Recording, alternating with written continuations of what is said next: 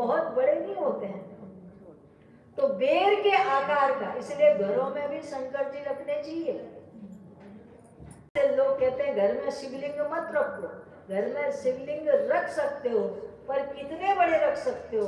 बोले अपने अंगूठे के आकार जितना ही, बेर के दाने के जितने शिवलिंग को ही घर में रखना चाहिए। देवालय में बड़े बड़े हो कोई दिक्कत नहीं, पर घर में जो क्या होती है वो छोटे ही रखना चाहिए। भगवान शिव के लिंग के द्वारा और भगवान शिव की पहचान होती है।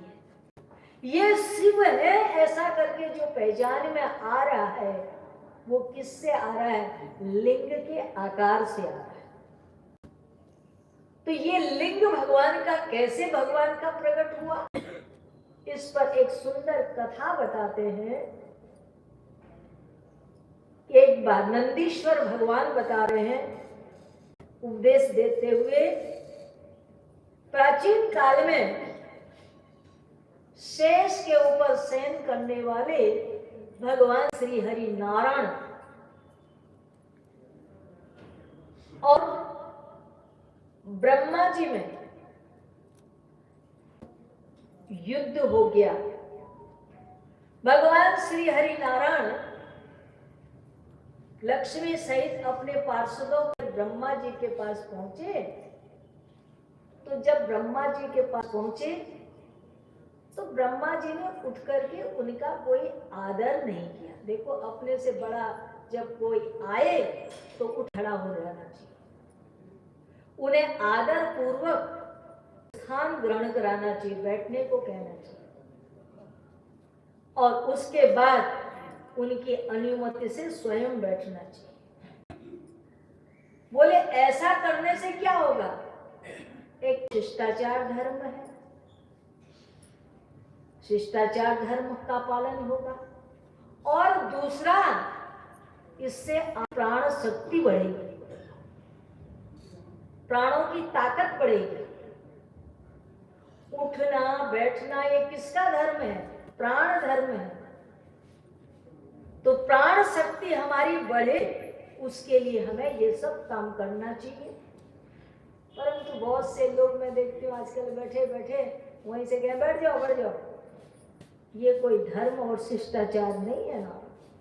माता पिता गुरु अर्थात पूज्य जन ब्राह्मण कोई अतिथि जिन आए तो उसके लिए उसके सम्मान में खड़ा होना चाहिए।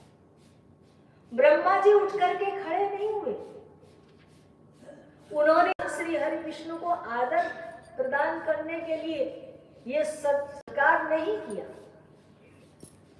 उनके मन में ये भाव था कि देखो विष्णु तो हमसे छोटे हैं, विष्णु से बड़े हैं, क्योंकि हम सृष्टि को उत्पन्न करते हैं।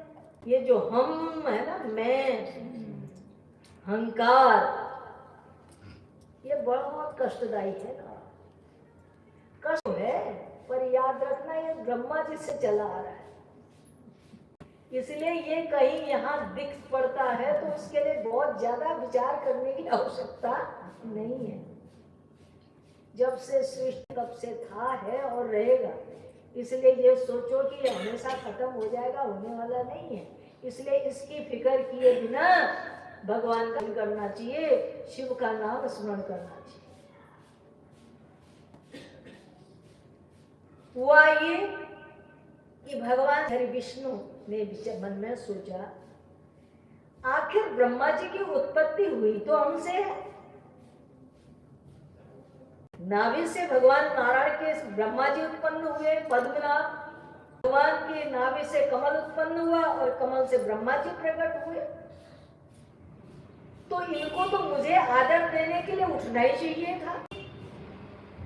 भगवान श्री हरि विष्णु को अच्छा नहीं।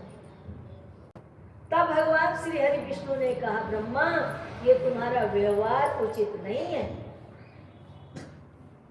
उन्होंने कहा मैं सृष्टि को उत्पन्न करता हूं, तो भगवान श्री हरि विष्णु ने कहा मैं रक्षा और करता हूं। ब्रह्मा जी ने कहा हम करेंगे ही नहीं, तो तुम रक्षा और पालन क्या करोगे? उन्होंने कहा हम रक्षा और पालन नहीं करेंगे तो तुम्हारे पैर बचेंगे